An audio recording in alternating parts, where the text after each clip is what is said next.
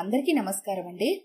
ఈరోజు మనం ఎం జయశ్రీ గారు రచించిన ఈ సీతకు రాముళ్ళెందరూ అనే ఓ చక్కటి కథను విందాం. ఇక కథలోకి వెళ్దాం. అందమైన ప్రకృతిని ఆనందంగా చూస్తోంది రమ్య. సూర్యుని లేలేత కిరణాలు నునువెచ్చగా శరీరాన్ని స్పృశిస్తున్నాయి. తలస్నానం చేసి జుట్టలా వదిలేసిందేమో కురులు పిల్లగాలులతో సయ్యాటలాడుతున్నాయి. రమ్య ఏకాగ్రతను చెడగొడుతూ పని మనిషి పిలిచింది. అమ్మగారు క్రిందకి రమ్మంటున్నారమ్మా. అప్పుడే లేచిందా మమ్మీ? చాలాసేపు అయిందమ్మా. అయ్యగారు కూడా ఈరోజు పెందలాడే లేచారు. సరేలే అనేసి మెట్ల వైపు దారి తీసింది రమ్య. మెరూన్ రెడ్ షిఫాన్ శారీలో అరవిచ్చిన గులాబీలా చెంగు చెంగున లేడిలా వస్తున్న కూతుర్ని చూసి మురిసిపోయింది రాధ. రమ్య బంగారు బొమ్మ, ఏమంటారు అన్నట్లుగా రావుగారి వైపు చూసింది. రాధ రావుగార్ల ఏకైక కూతురు Ramya. Good morning mummy, good morning dad wish చేస్తూ వచ్చి చైర్లో కూర్చుంది. హలో బేబీ, మార్నింగ్ మీసాల చాటునే నవ్వుని దాచుకుంటూ అన్నారు రావుగారు. వాట్ మమ్మీ, పొద్దున్నే మీటింగ్ కాల్ఫర్ చేశావు? చిలిపిగా నవ్వుతోంది రమ్య. రాధ కల్చరల్ క్లబ్లకు, మహిళా మండలులకు ఆర్గనైజింగ్ మెంబర్గా ఉంటూ ఉంటారు. అందుకే మమ్మీ ఎప్పుడైనా సీరియస్ గా మాట్లాడబోతే ఇలానా అంటుంది రమ్య. మీటింగ్ కాదోయ్, నీకు గుడ్ న్యూస్ చెబుదామని నవ్వుతూ అంది రాధ. బేబీ, నీ ఎగ్జామ్స్ ఎప్పుడు? రావు గారు అడిగారు. Next month daddy. అవును, గుడ్ న్యూస్ ఏమిటి? కుతూహలంగా అడిగింది రమ్య. నీ మ్యారేజ్ సెటిల్ చేస్తున్నాము చెప్పింది రాధ. పెళ్లి షాకింగ్ న్యూస్లా కెవ్వని అరిచింది రమ్య. నే చెప్పలేదు బేబీకింకా చిన్నతనం పోలేదని? చూడు ఎలా బెదిరిపోతుందో. రావుగారు నవ్వుతున్నారు. చాలే ఊరుకోండి, డిగ్రీ చదువుతున్న పిల్లని పట్టుకుని చిన్నపిల్ల అంటారు. ఒక్క కసురు కసిరింది రాధ. మమ్మీ, ఇదేదో సాధారణ విషయంలో చెప్తున్నావేంటి? అందులోనూ నా ఎగ్జామ్స్ దగ్గరకొస్తున్నాయి. బాప్రే, ఇప్పట్లో ఇలాంటివేవీ పెట్టుకోకండి, నా చదువు చెట్టెక్కుతుంది సీరియస్గా చెప్పింది. బేబీ, ఇది చాలా మంచి సంబంధం. మా క్లబ్ సెక్రటరీ మేనల్లుడు, అమెరికాలో ఎంబీఏ చేశాడు. పెళ్లి చేసుకుని వెళ్దామని వచ్చాడు. మ్యారేజ్ అవ్వగానే వెంటనే భార్యతో వెళతాడు. మీరిద్దరూ ఒకరికొకరు నచ్చితే వెంటనే పెళ్లి చేస్తాం. నో డాడీ, కనీసం నన్ను గ్రాడ్యుయేషన్ అన్న కంప్లీట్ చేయాలి. అఫ్కోర్స్ ఫైనల్ ఇయర్ కదా, ఎగ్జామ్స్ అయ్యే వరకు ఆగండి, ఆ తర్వాత మీ ఇష్టం. బేబీ, ఇక్కడ ఎగ్జామ్స్ డిగ్రీ కాదు ముఖ్యం. అయినా నువ్వు చదివిన తర్వాత ఉద్యోగం చెయ్యాలా ఏమన్నానా? మనకు బోల్డ్ అంత ఆస్తి ఉంది. ఉద్యోగం అవసరం నీకు లేనే లేదు. ఇలాంటి మంచి సంబంధం రావటం నీ అదృష్టం. ఆస్తి, అందం, చదువు అన్నీ ఉన్న వరుడు. నచ్చ చెప్పాలనే ప్రయత్నంలో రాధ రావుగార్లు అరగంట సేపు బ్రతిమలాడారు. డాడీ, మమ్మీ, అసలు మీరు ఆలోచించరేమిటి? ఈ రోజుల్లో ఆడపిల్లలు మినిమం గ్రాడ్యుయేషన్ అన్న పూర్తి చేయకపోతే వారికసలు విలువ అనేది లేదని మీరు చదువుకున్న వారే ఉండి కూడా ఇలా మాట్లాడటం భావ్యం కాదు ఉద్రేకంగా అంది రమ్య. ఓకే బేబీ, సెక్రటరీ గారితో మాట్లాడి అతని వీసా ఎక్స్టెండ్ చేయమందాం. ఇంకో విషయం, ఈ రోజు సాయంత్రం గెట్ టుగెదర్ ఏర్పాటు చేశాము. నువ్వు సిగ్గుపడకుండా పెళ్లి కొడుకును చూడాలనే ఏర్పాటు చేశాం. పెళ్లి మాత్రం నీ పరీక్షలు కాగానే చేస్తాము, సరేనా? థ్యాంక్ యూ డాడీ అంటూ లేచి లోపలికి పరిగెత్తింది రమ్య సిగ్గుగా. ఆ రోజు రాత్రి సిటీలోని కొందరు ప్రముఖులు, ఫ్యామిలీ ఫ్రెండ్స్ సెక్రటరీ గారి ఫ్యామిలీ పార్టీకి వచ్చారు. సెక్రటరీ గారితో అతని మేనల్లుడు రాహుల్ వచ్చాడు. పార్టీ రాత్రి 11 గంటలకు ముగిసింది. మర్నాడు సెక్రటరీ నుంచి రాహుల్కి రమ్య నచ్చిందనే ఫోన్ కాల్ రిసీవ్ చేసుకున్నారు రావుగారు. రమ్యకు రాహుల్ నచ్చాడా అని అడగగానే ఆమె ముఖం రాగరంజితమైంది. రాహుల్ని చూసిన తర్వాత క్షణం నుంచి రమ్య ఆలోచనలన్నీ రాహుల్ చుట్టూరా పరిభ్రమిస్తున్నాయి. ఎగ్జామ్స్ అయ్యే వరకు పెళ్లి మాటెత్తదని తల్లిదండ్రితో వాదించింది, కానీ రాహుల్ని చూశాక మాత్రం పుస్తకాలు పురుగుల్లా కనిపిస్తున్నాయి. కన్ను మూస్తే రాహుల్ నవ్వు ముఖం పలకరిస్తుంది. మగవాళ్లకి చాలా అరుదుగా ఉండే గులాబీ రంగు పల్చటి పెదవులు, దృఢంగా ఉన్న సూదిలా మొనతేరిన ముక్కు, దట్టమైన కనుబొమ్మలతో చూడగానే అందగాడనిపిస్తాడు రాహుల్. రాత్రిళ్ళు రమ్యకు నిద్రే పట్టడం లేదు. కన్ను మూస్తే కలలు అలలుగా విరుచుకు పడుతున్నాయి. ఆ కలలో తన రాహుల్ పెదవులపైన ముద్దు పెట్టుకున్న అనుభూతి. ఓహ్ అబ్బా, ఎంత తీయగా ఉంది ఆ ముద్దు! ఒక్క ముద్దుగా ఇంతగా పులకించిపోతోంది. మరి పెళ్ళయ్యాక ఎన్ని ముద్దులో, ఎన్నెన్ని ఊసులో! అసలు ఫస్ట్ నైట్ ఎంత మధురంగా ఉంటుందో! తన్మయంగా కళ్ళు మూసుకుని ఊహాలోకంలో తేలిపోయింది. అమ్మాయిగారు, అమ్మాయిగారు! క్రింద నుంచి పని మనిషి ఇల్లు అదిరిపోయేలా కేకలు పెడుతోంది. ఊహాలోకం నుంచి ఉలిక్కిపడి లేచింది రమ్య. మెట్ల వరకు వచ్చి కిందకు తొంగి చూసింది. ఎందుకే కేకలు పెడుతున్నావు? కొంప మునిగినట్టు. ఫోన్ వచ్చిందమ్మా. మమ్మీని పిలవలేవు? అమ్మగారు అయ్యగారు ఇద్దరు బయటికెళ్లారమ్మా. తిట్టుకుంటూ కిందకి దిగివచ్చి ఫోన్ రిసీవర్ అందుకుంది. అవతల క్లబ్ సెక్రటరీ గారు మాట్లాడుతున్నారు. రావుగారితో మాట్లాడాలిట. డాడీ లేరంకుల్, రాగానే చెబుతాను. వెంటనే ఫోన్ పెట్టేశాడు ఆయన. రాహుల్ ఎక్కడున్నాడో అడిగి తెలుసుకోవాలి అనిపించింది. అతనితో మాట్లాడాలని మహా కోరికగా ఉంది. మళ్లీ తను ఫోన్ చేసి అడిగితే బావుండదు. అయినా ఫారిన్లో చదివొచ్చిన అతనికి తెలీదా కాబోయే భార్యతో మాట్లాడాలని, సరదాగా తిరగాలని? మొద్దులాగా ఉన్నాడు. సరదాగా కాబోయే మొగుడిని విసుక్కుంది. రావుగారికి బయట నుంచి రాగానే చెప్పింది సెక్రటరీ ఫోన్ చేశారని. ఆడపిల్లివారు గదూ, ఉరుకుల పరుగుల మీద సెక్రటరీ దగ్గరికి వెళ్లారు రావుగారు. రావుగారు తిరిగొచ్చేసరికి రాత్రి 10 గంటలు దాటింది. రాధా హాల్లోనే భర్త కోసం ఎదురు చూస్తూ కూర్చుంది. ఆయన రాగానే డిన్నర్ ఏర్పాటు చేసి పిలిచింది. ఎందుకు ఫోన్ చేశారు? వడ్డిస్తూ అడిగింది రాధ. రాహుల్కి 10 లక్షలు హార్డ్ క్యాష్ కావాలట. వినరాని మాట విన్నట్టుగా స్థాను అయిపోయింది రాధ. రావుగారు కష్టపడి సంపాదించిన ఆస్తి 10 లక్షలు దరిదాపు ఉంటుంది. కాని క్యాష్ ఇవ్వటం అంటే సర్వస్వం అమ్మాలి. ఈ సంవత్సరం బిజినెస్ కూడా అంతంత మాత్రంగానే ఉన్నది. తమకున్నది ఒక్కగానొక్క కూతురు. తమ తదనంతరం ఆస్తంతా రమ్యదే. ఆ విషయం అందరికీ తెలిసిందే. అందుకే కొంత ప్రాపర్టీ ప్రస్తుతం రమ్య పేరు మీద రిజిస్టర్ చేయాలి అనుకున్నారు. ఇలా క్యాష్ ఇవ్వటం గనక చేస్తే తమ భవిష్యత్ ఏమిటి? అయోమయంగా చూసింది భర్త వైపు. అవును రాధా, ఫారిన్లో చదివి అక్కడే సెటిల్ అయ్యే పెళ్లికొడుకుకి లక్షలిచ్చేవాళ్లు క్యూలో ఉన్నారు. అది కాదండి, ఆస్తి మొత్తం అమ్మిచ్చేస్తే మనం బికారులం అవుతాం కదండి. అప్పుడు మన స్టేటస్ ఏమిటి? అందరూ నవ్వుతారు. మనం ఏమన్నా ఇవ్వమన్నామా? మన తదనంతరం ఉన్నదంతా దానికేగా. బహుశా మనం కాదంటే మిశ్రా రెడీగా ఉన్నాడు. తన కూతురికి 12 లక్షలిస్తానని అందరితో చెబుతున్నాడు. ఆస్తంతా అమ్మి డబ్బంతా అతని చేతిలో పోయటమంటే నా మనసు అంగీకరించడం లేదండి. అయినా రాహుల్కి బోల్డ్ అంత ఆస్తుందిగా. మనల్ని ఇలా అడుగుతాడు అనుకుంటే ఈ సంబంధం గురించి ఆలోచించే వాళ్ళమే కాదు. బాధగా అంది రాధ. ఆ రాత్రి పొద్దుపోయే వరకు తర్జన భర్జల అనంతరం ఇద్దరు ఒక నిర్ణయానికి వచ్చారు. ఈ సంబంధం వదులుకోవాలి అని. అదే మాట మర్నాడు సెక్రటరీ గారికి చెప్పారు. కాని ఒక్క చిన్న మాట రమ్యను అడగలేదు. విషయం తెలిసిన రమ్య తల్లడిల్లిపోయింది. పొగలి ఏడ్చింది. తన దురదృష్టాన్ని 1,00,000 సార్లు తిట్టుకుంది. అసలు రాహుల్ని తనకెందుకు చూపించారు? అడుగో, అతనే నీకు కాబోయే భర్త అని ఎందుకు చెప్పారు? అసలు తన చదువు ధ్యాసలో ఉంటే బలవంతంగా పెళ్లి వైపు తన దృష్టిని మరల్చారు. నిశ్చలంగా ఉన్న సరోవరంలో రాయి వేస్తే నీరు చల్లా చెదిరినట్లుగా రమ్య జీవితంలోనూ అలానే జరిగింది. ముందుగా తన కోరికలు తెలుసుకొని తనను చూపించాల్సింది. తన గుండెలో నిర్మించుకున్న ప్రేమ మందిరాన్ని పెకిలించటం తన వల్ల సాధ్యమా? ఇంతవరకు కో ఎడ్యుకేషన్లో చదువుకుంటున్నప్పటికీ ఏ మగవాడిని చూసినా కలగని ప్రేరణ రాహుల్ని చూడగానే కలిగింది.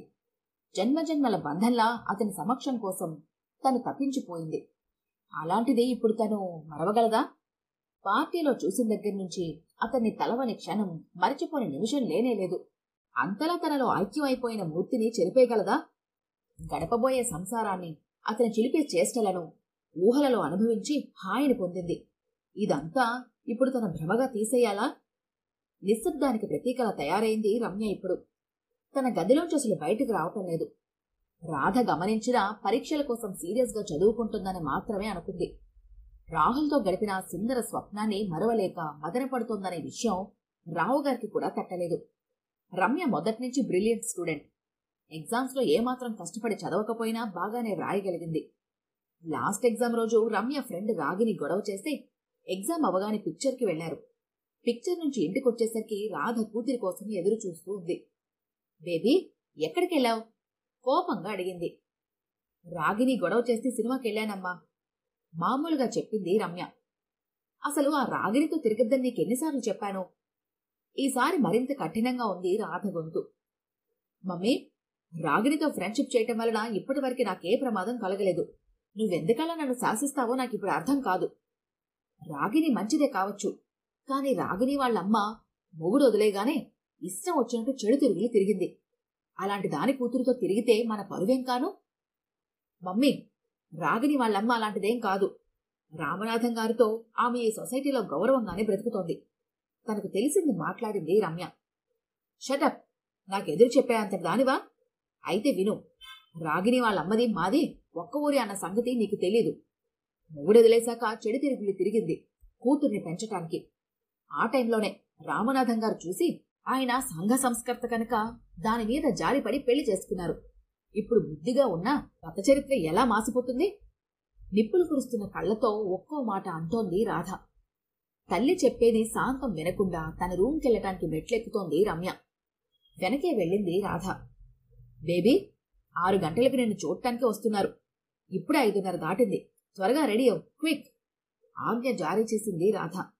మిస్సెస్ శేషాద్రి చెల్లెలు కొడుకు, డాక్టర్ అట. వైజాగ్లో మంచి ప్రాక్టీస్ ఉందట. పైగా ఆస్తి కూడా బాగానే ఉందట. పెళ్లి కొడుకు వివరాలు చెబుతున్న తల్లిని చేత్తో వారించి, మమ్మీ, నీ ఇష్ట ప్రకారమే తయారవుతాను అనేసి టవల్ భుజాన వేసుకుని అటాచ్డ్ బాత్రూంలోకెళ్లి తలుపేసుకుంది. ఒక్క నిమిషం కూతురు వెళ్లిన వైపు చూసి, బేబీలో ఏదో మార్పు కనబడుతోంది అని స్వగతంలో అనుకుంటూ వెనక్కి తిరిగింది రాధ. ఈసారి అంత ఆర్భాటంగా పెళ్లి చూపులు ఏర్పాటు చేయలేదు. ఒక్క శేషాద్రి వాళ్ల ఫ్యామిలీ మాత్రమే వచ్చింది. పెళ్లి కొడుకు డాక్టర్ రాజేష్ డిగ్నిఫైడ్ గా ఉన్నాడు. రమ్యని క్రింద నుంచి పైదాకా పరిశీలనగా చూశాడు. తృప్తితో కూడిన చిరునవ్వు ఉదయించింది అతని పెదవులపైన. డాక్టర్ గారు మంచి మాటకారిలా ఉన్నారు. జోకుల మధ్య పెళ్లి చూపుల తతంగం ముగిసింది. రమ్యతో పర్సనల్ గా మాట్లాడాలని రాజేష్ కోరాడు. ఎడ్యుకేటెడ్, పైగా సోషల్ గా మూవ్ అయ్యే రావు గారికి రాజేష్ అలా కోరుకోవటం తప్పేమీ కనబడలేదు. తన ఫియట్ కార్ కీస్ రాజేష్ కిచ్చాడు. కారు యూనివర్సిటీ క్యాంపస్ వైపు డ్రైవ్ చేస్తున్నాడు రాజేష్. రమ్య నిశ్చలంగా చేతిగోళ్ల వైపు చూసుకుంటూ కూర్చుంది. పక్కనుంచి చూస్తుంటే కోనార్క్ శిల్పంలా ఉంది రమ్య. ఎక్కువగా మాట్లాడే రాజేష్ ఇంక మౌనాన్ని భరించలేకపోయాడు. ఏమిటి అంత ఆలోచన? మీరు చాలా సీరియస్ గా ఆలోచిస్తున్నారు. ఏమీ సమాధానం చెప్పలేదు రమ్య. అసలు ఈ పెళ్లి మీకు ఇష్టమేనా? ఇష్టమే అన్నట్లుగా తలూపింది. పోనీ మీకు నేను నచ్చలేదా? నచ్చారు అన్నట్లుగా కనురెప్పలు రెపరెపలాడాయి. 2 నిమిషాల తర్వాత మరలా రాజేష్ మాట్లాడాడు. మిమ్మల్ని చూడటానికి వెళ్దాం అన్నప్పుడు మా పెద్దమ్మను ఆ అమ్మాయి ఎలా ఉంటుంది అని అడిగాను. మా పెద్దమ్మ ఏమందో తెలుసా? అందానికే అందం అమ్మాయి అంది. కాని ఇంకో విషయం చెప్పలేదు. ఏమిటి అన్నట్లు ప్రశ్నార్థకంగా చూసింది. మీకు మాటలు రావని చెప్పలేదు. చాలా సీరియస్ గా అనాలన్న ప్రయత్నంలో అతని కొంటెదనం తెలిసిపోతూనే ఉంది. పక్కున నవ్వింది రమ్య. అంతే. సడన్ బ్రేక్ వేసి కారు ఆపి దేనికోసమో వెతుకుతున్నాడు రాజేష్. ఏమిటి వెతుకుతున్నారు? ముత్యాలు. ఒక్క క్షణం అర్థం కాలేదు. తర్వాత పకపక నవ్వేసింది రమ్య. ఓ, ఎంత బాగా నవ్వగలరు! నవ్వటం అందరికీ చేతనవుతుంది కానీ నవ్వించగలిగే విధంగా మాట్లాడటం గ్రేట్ కదూ? గ్రేటేం కాదు. ఎందుకో తెలుసా? తెలీదన్నట్లుగా తల ఊపింది. పాడాలనే ఉన్నది. ప్రేమించి విలువనిచ్చే మనుషుంటే పాడాలనే ఉన్నది అని వ్రాసారు ఓ కవి. అలానే మాట్లాడాలని ఉంటుంది అందరికీ. కానీ శ్రోతను బట్టి మాట్లాడటం ఆధారపడి ఉంటుంది. ఉదాహరణకు నేను ఇన్ని మాటలు మాట్లాడగలిగానంటే గ్రేట్ మీది, మీ అందానిది. అదొకలాంటి భావుకతతో చెప్పాడు రాజేష్. అందంగా సిగ్గుపడింది రమ్య. సో, ఇంతకీ నేనంటే మీ అభిప్రాయం నాకు తెలపనేలేదు? సదభిప్రాయమే. ఓ గంట ముందు మీరంటే నాలో ఎటువంటి భావమూ లేదు. కాని ఇప్పుడు ఆ పైన చెప్పలేనట్టుగా మోచేతి వంపులో ముఖం దాచుకుంది Ramya. Thank you dear Ramya. చటుక్కున రమ్య చేతిని తీసుకుని చుంబించాడు. శేషాద్రి ఇంటి నుంచి అప్పుడే వచ్చిన రాధ భర్త కోసం ఇల్లంతా వెతికింది. కారు షెడ్లోనే ఉంది. ఎక్కడ కూర్చున్నారు? మేడ మీద చూసింది. లేరు. రమ్య చివరో ఫ్రెండ్ ఇంటికెళ్ళింది. 9 అవుతుంది తిరిగొచ్చేసరికి అని చెప్పింది. బిల్డింగ్ వెనకవైపు లాన్లో కూర్చునున్నారు రావుగారు. చాలా సేపట్నుంచి అలా కూర్చున్నందుకు గుర్తుగా ఖాళీ చేసిన 2 సిగరెట్ పెట్టెలు, సగం బాటిల్ ఖాళీ అయి బ్లాక్ అండ్ వైట్ రాధను చూసి పలకరింపుగా నవ్వాయి. తను వచ్చిన గుర్తుగా పొడిదగ్గు దగ్గింది రాధ. రా కూర్చో రాధ. ఎక్కడికెళ్ళావు? శేషాద్రి గారింటి నుంచి వస్తున్నాను. ఎంగేజ్మెంట్ పార్టీ గ్రాండ్గా ఇవ్వాలని అంటున్నారండి. వచ్చే ఆదివారం అరేంజ్ చేద్దామా? సంతోషంగా అడిగింది. మన బేబీకేనా ఎంగేజ్మెంట్? మరింకెవరి గురించి చెబుతాను? ఈ మగవాళ్ళెప్పుడూ అంతే. కాస్త డ్రింక్ తీసుకుంటే చాలు. తెలిసిన విషయమైనా పదే పదే రెట్టిస్తారు. ఇంక లేవండి, భోజనం చేద్దాం. ముద్దుగా విసుక్కుంది రాధ. చూడు రాధా, ఈ సంబంధం క్యాన్సిల్ చేద్దాం. ఏమిటి ఏమిటి మీరు మాట్లాడేది? అతను అదే ఆ డాక్టర్ రాజేష్ ఒట్టి తాగుబోతు, తిరుగుబోతు. ఆపండి మీ వాగుడు. ఎవరు చెప్పారు అబద్ధాలు? అబద్ధాలు కాదు, నిజాలే. క్లినిక్లో ప్రతి 2 నెలలకొకసారి నర్సులను మారుస్తాడట. వైజాగ్లో ఉన్న ప్రతి బార్లోనూ రెగ్యులర్ కస్టమర్ అట. మీకెవరో అబద్ధాలే చెప్పుంటారు. అయినా మీరు మాత్రం త్రాగటం లేదు, రేసులకెళ్లటం లేదు, కసిగా అంది రాధ. మిసెస్ శేషాద్రి తన క్లోజ్ ఫ్రెండ్. ఆమె తనకి ఇటువంటి ద్రోహం చేస్తుందనే ఆలోచనే లేదు. ఎవరో గిట్టని వాళ్లు ఈయనకు నూరిపోసుంటారు. తనేం మాట్లాడుతుందో కూడా తెలియటం లేదు రాధకు. భర్తను దులిపేస్తోంది. నోర్మి, ఇంక ఒక్క మాట మాట్లాడేవంటే నీ పళ్ళు రాలగొడతాను. నేను తాగుతున్నానని, రేసులకెళ్తున్నానని కదూ అన్నావు. జీవితంలో అన్ని విధాల అభివృద్ధిలోకొచ్చి ఏదో కాస్త రిలీఫ్ కోసం నేనీ పనులు చేస్తున్నానని నీకు బాగా తెలుసు. అయినా చూస్తూ చూస్తూ ఏ కసాయివాడు దుర్మార్గుడికిచ్చి కూతురు పెళ్లి చెయ్యడు. అలాంటిది నేను ఇంత సంపాదించి ఇంత పరువుగలవాణ్ణి. నేను చస్తే ఈ పెళ్లి జరగనేను. అసలు మీకెవరు చెప్పారు ఈ విషయాలన్నీ? స్వయంగా మీ అన్నయ్యే వైజాగ్ నుంచి వచ్చి చెప్పాడు. ఈవినింగ్ ఫ్లైట్కి తిరిగి వెళ్లాడు. అప్పటి వరకు ఉక్రోషంగా ఆపుకున్న కన్నీరు జలజలా వచ్చాయి రాధ కళ్ళ నుంచి. ఆ సంబంధం క్యాన్సిల్ చేశారు. రమ్య గుండెకు మరో గాయం. ఆమె అభిప్రాయం అడిగిన వాళ్లు లేరా? Summer vacations వెళ్లిపోయాయి.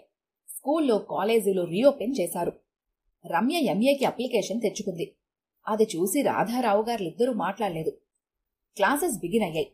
రమ్య రెగ్యులర్గా వెళుతోంది యూనివర్సిటీకి. ఈ మధ్య మరీ సీరియస్గా ఎప్పుడూ ఏదో ఆలోచిస్తూ ఉంటోంది రమ్య. రమ్య ఆలోచనల్లో ఎప్పుడూ ఆడదాని జీవితం ఇంతేనా అనిపిస్తూ ఉంటుంది. Ladies secondary citizen. ఎందుకీ భేదాలు? అసలు ఆడపిల్లగా పుట్టినప్పటినుంచే కష్టాలు ప్రారంభం. ఎవరైనా తనని చూస్తే, ఓ రమ్యకేం లోటు, అడిగి అడగకముందే అన్ని కోరికలు తీర్చే తల్లిదండ్రులున్నారు అని అనుకుంటారు. కాని తనలోని సంఘర్షణ ఎవరికీ అర్థం కాదు. అసలు తను ఆలోచించగలగదని, ఆ ఆలోచన సంఘర్షణగా మారి తనని నిలవనివ్వటం లేదని ఊహే ఎవరికీ కలగదు. ఉదయాన్నే తల్లి చెప్పిన మాటలు గుర్తుకొచ్చాయి. సాయంత్రం త్వరగా రా బేబీ, మనకు బాగా కావలసిన వారిని టీకి పిలిచాము. ఆ కావలసిన వారెవరో ఆమె చెప్పలేకపోయినా తనకు అర్థమైంది. ఉత్సాహం ఏమాత్రం లేకపోయినా తల్లిని బాధ పెట్టడం ఇష్టం లేక త్వరగా ఇంటికొచ్చింది రమ్య యూనివర్సిటీ నుంచి. రమ్యకు శతవిధాలా చెప్పింది రాధ మంచి శారీ కట్టుకుని నగలన్నీ అలంకరించుకోమని. రమ్య తన మౌనంతో ఎదుటివాళ్లను మోగవాళ్లను చేయగలదు. ఇప్పుడు అంతే జరిగింది. తల్లి చెప్పేది వింటూనే తన పని తాను చేసింది. తెల్లని కాటన్ శారీలో మెడలో ముత్యాల పతకంతో సింపుల్గా తయారైంది. అందగత్తె ఎలాంటి చీర కట్టినా ఆ చీరకే అందం వస్తుంది. తెల్లని కాటన్ శారీలో పచ్చని శరీరంతో శ్వేత కన్యలా మెరిసిపోతోంది రమ్య. 6 గంటలకొచ్చాడు రాజేంద్ర. ఒంటరిగా వచ్చాడు అతను. ఆ ఊళ్ళోనే లెక్చరర్గా చేస్తున్నాడు. రావుగారికి దూరపు బంధువు. రాజేంద్రను గార్డెన్లో కూర్చోబెట్టి ఉద్యోగ వివరాలు, కుటుంబ వివరాలు మాట్లాడుతున్నారు రాధారావు గారు. రమ్య టీపాట్, బిస్కెట్స్ ఉన్న ట్రే పట్టుకుని వస్తోంది. అదిగో మా బేబీ వస్తోంది చెప్పారు రావుగారు. రమ్య నడిచి వస్తుంటే కన్నార్పకుండా చూశాడు రాజేంద్ర. పాలకడిలలోంచి అమృత భాండం పట్టుకొస్తున్న మోహినిలా కనబడింది రాజేంద్రకు. Of course Rajendra Telugu lecturer. సభ్యతా సంస్కారాలు ఉట్టిపడేలా ఆ 2 చేతులు జోడించి నమస్కరించింది రమ్య. రమ్యను చూడగానే రాజేంద్ర ముఖం వికసించటం గమనించిన రాధారావు గారు ఏదో పనున్నట్టుగా లోపలికెళ్లారు. 1 గంట తర్వాత రాజేంద్ర వెళ్లిపోయాడు. ఆ రాత్రి రమ్య నిద్రపోవటానికి కాస్త టైం పట్టిందనే చెప్పాలి. సౌమ్యంగా, స్నేహపూర్వకంగా నవ్వుతున్న చిన్న చిన్న కళ్ళు పదే పదే గుర్తుకొచ్చాయి. గతానికి వేడ్కోలిచ్చి భవిష్యత్తుకు స్వాగతం చెబుతూ నవ్వుకుంటూ నిద్రలోకి జారిపోయింది. పెళ్లి పనులు చాలా ఆర్భాటంగా చేస్తున్నారు రావుగారు. వెడ్డింగ్ కార్డ్స్ మంచి డిజైన్ ఉన్న స్క్రీన్ ప్రింటింగ్తో చక్కగా చేయించారు. పోస్ట్ చేయటానికి ఇంకా టైం ఉందని అందరి అడ్రస్లు రాసి జాగ్రత్త చేశారు. రమ్యను రాజేంద్ర తల్లిదండ్రులొచ్చి చూసి వెళ్లారు. ఇరు వర్గాలు తమ సమ్మతిని తెలుపుకున్నారు. రాజేంద్ర నెమ్మది స్వభావం రావుగారిని బాగా ఆకర్షించింది. అందుకే ఇంకేమీ ఆలోచించకుండా ముహూర్తాలు పెట్టించారు. రాధకైతే కాళ్లు భూమి మీద ఆనటం లేదు. ఇప్పటి వరకు తన సర్కిల్లో ఎవరూ చేయించని నగలు, బట్టలు కొంటోంది. రమ్య మాత్రం చదువు మేంచి ధ్యాస మరల్చటం లేదు. మధ్య మధ్య రాధ వచ్చి, బేబీ ఈ నగలు చూడు, ఈ చీరలు చూడు అంటే, నీ ఇష్టం మమ్మీ అనేసి ఊరుకుంటుంది. ఆ రోజు పొద్దున్నే రావుగారి మేనమామ ఊరు నుంచి వచ్చాడు. రా మావయ్య రా, నీకోసం నేనే కబురు చేద్దాం అనుకుంటున్నాను. రావుగారు సంతోషంగా ఎదురెళ్లి లోపలికి తీసుకొచ్చారు. ఏమిట్రా విశేషం?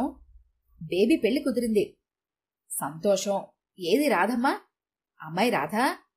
ఆయనకి ఈ కుటుంబ సభ్యులతో మంచి చనువు ఉంది. బాబాయ్ గారు ఇప్పుడేనా రావటం? నవ్వుతూ పలకరించింది రాధ. అవునమ్మా. ఇంతకీ పెళ్లికొడుకుది ఏ ఊరు?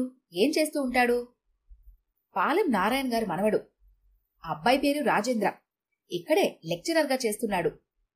నారాయణ మనవడా? నీకసలు మతిపోయిందట్రా? తెల్లబోయారు రావుగారు. ఒరే రావు, వాళ్లకు నీ కూతుర్నిచ్చే కంటే బండకట్టి నీ కూతుర్ని బావిలో వేయటం నయవరా. అటు ఏడుతరాలు ఇటు ఏడుతరాలు చూస్తూ అన్నీ వేలెత్తి చూసే పనులే. మేనత్త మొగుణ్ణొదిలేసి పుట్టింటికి చేరింది. ఆ పిల్లాడి అమ్మంటే ఆ ఊరంతా హడలే. ఒట్టి గయ్యాలిది. నా నోటితో నేను చెప్పలేను. కావాలంటే ఓసారి పాలెం వెళ్ళిరా. మావయ్య, నువ్వు చెప్పేది నిజంరా. ఊళ్ళో అందరూ వెలేసినట్టు చూస్తారు. శుభలేఖలు పంపలేదుగా ఇంకా? ఈ సంబంధం మానుకో. చిచి, వాళ్ళ గురించి తెలిస్తేనే కంపరం ఎత్తుతోంది. పరువంటే ప్రాణం పెట్టే నువ్వు చూస్తూ చూస్తూ ఎలా చేస్తున్నావురా ఈ సంబంధం? సమయానికి నేను రాబట్టిగాని, లేకపోతే నీ కూతుర్ని చేతులారా అన్యాయం చేసేవాడివి. బాబాయ్ గారు, ఇప్పుడెలా అండి? అందరితో చెప్పారు. పెళ్లి సామాన్లు కొనేశాము. ఆదుర్దాగా అంది రాధ. అమ్మాయి, ఈ రోజుల్లో పీటల మీద పెళ్లిళ్లే ఆగిపోతున్నాయి. ఇదెంత? దీనికంటే 1000 రెట్లు మంచి సంబంధం నెల తిరగకుండానే చూడొచ్చు. ఆ విషయం నాకు వదిలేయండి. ఆయన మాటల మీద మంచి గురి రావుగారికి. తాతయ్య వచ్చాడని విని సంతోషంగా కిందకి రాబోయి మెట్ల మీద ఆగిన రమ్యకు అంతా అర్థమైంది. గిరుక్కున వెనుతిరిగి తన గదిలోకి వెళ్లిపోయింది. ఆ రోజు ఆ ఇంట్లో వచ్చిన బంధువులు తప్ప ఎవరూ భోజనం చేయలేదు. బేబీ, ఈ రోజు యూనివర్సిటీకి వెళ్లకు. ఏమమ్మీ? తెలిసిన వాళ్ళని లంచ్కు పిలిచాను. అయితే నేనెందుకు మమ్మీ? బేబీ, అనవసరంగా తర్కించుకు, చెప్పినట్టు చెయ్యి. రోషంగా వెనక్కి తిరిగింది రమ్య. తెలిసిన వారంటే ఎవరైనా పెళ్లిచూపులకొస్తున్నారా? అవును, ఈసారి రావుగారు చెప్పారు. డాడీ, ఇక నుంచి మీకు ఆ శ్రమ ఇవ్వకూడదు అనుకుంటున్నాను. What do you mean? Yes, నా పెళ్లి ప్రయత్నాలు చెయ్యొద్దు ఖచ్చితంగా చెప్పింది. నీకేమైనా పిచ్చెక్కిందా? ఒళ్ళు తెలిసే మాట్లాడుతున్నావా?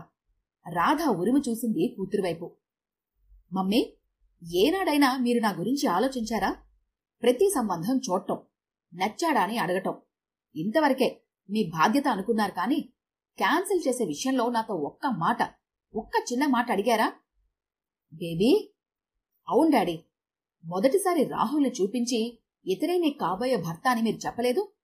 చదువు మీదే దృష్టంతా ఉన్నా నాకు లేనిపోని ఆలోచనలు కల్పించి రాహుల్తో కలల్లో విహరించేలా మీరు చేయలేదు. రాహుల్ సర్వస్వం అనుకుని అతనితో, అతని ఇల్లాలుగా ప్రతిక్షణం మధురంగా నా ఊహల్లో బ్రతికాను. 10 రోజుల తర్వాత సంబంధం మానుకుంటున్నామని చెప్పారు. నా అభిప్రాయం అడగలేదు. పైగా ఇలాగే ఎన్నో పెళ్లి సంబంధాలు తప్పితేనే ఈ రోజుల్లో ఆడపిల్ల పెళ్లయ్యేదని నిర్ధారించుకున్నారు. నాలోని సంఘర్షణను, బాధను అర్థం చేసుకునే ప్రయత్నం చెయ్యలేదు. చదువుకున్నవారై ఉండి కూడా. శివమెత్తిన దానిలా మాట్లాడుతోంది రమ్య. కాస్త కుదుటపడ్డ మనసుతో తిరుగుతున్న నన్ను మళ్లీ నిద్రలేపారు. రాజేష్ గురించి తెలుసుకోకుండానే పెళ్లి కొడుకుల డిమాండ్ బాగా ఉన్న ఈ రోజుల్లో ఎవరైనా అతను ఎగరేసుకుపోతారేమోనని స్వార్థంతో త్వరపడి పెళ్లి చూపులన్నారు. అతని చిలిపి మాటలతో, సంస్కారమైన ప్రవర్తనతో రాహుల్కే పరిమితమనుకున్న నా మనసును తన వైపు తిప్పుకున్నాడు. కోతిలాంటి మనసు రాజేష్ సమక్షంలో అతని పైకి ఎగిరింది. ఇక్కడా నేను మోసపోయాను. కాదు, నా మనసుని మళ్లీ చంపారు. ఆ తర్వాత రాజేంద్ర. అప్పుడు మాత్రం మీ తృప్తి కోసమే. వేళ కొద్దీ యువతి యువకులు పడే సంఘర్షణే ఇది అని సమాధానపరుచుకుని ఒప్పుకున్నానమ్మా. కాని ఇక్కడ నేను దగా పడ్డాను. మీరే మీ కూతుర్ని దగా చేశారు. రమ్య వెక్కి వెక్కి ఏడుస్తోంది. అంతలోనే మళ్ళీ, మమ్మీ, నువ్వొకసారి రాగని వాళ్ళమ్మ మంచిది కాదు అన్నావు, గుర్తుందా? ఆమె శారీరకంగా చెడిపోయి ఆధారం దొరకగానే పవిత్రంగా బ్రతుకుతోంది అన్నావు. నేను మానసికంగా రాహుల్ భార్యగా ఎన్నో మధుర స్మృతులు పంచుకున్నాను. అది మరిచి మీరు చూపించిన రాజేష్తో కొన్ని రోజుల్లో కలల్లో విహరించాను. ఆ తర్వాత రాజేంద్ర. ఇలా మానసికంగా మరొకరితో మనసా వాచా గడిపాను. శారీరక వ్యభిచారం కంటే మానసిక వ్యభిచారం ఎంతటి ఘోరమైన పనో మీకు తెలుసనుకుంటాను. ఒకే మాట, ఒకే బాణం, ఒకే సీత, రాముని ఆదర్శమనే పురాణ గాథలు చెప్పుకునే మన సంఘంలో నేను పరా యువకులతో ఊహల్లో మానసికంగా జీవించి పతితను కాలేదా? నేనలా అవటానికి కారణమెవరు? నా కన్న తల్లిదండ్రులే. కనీసం ఎప్పటికైనా కళ్ళు తెరవండి. ఇంక నన్ను నా నిర్ణయానికి వదిలేయండి.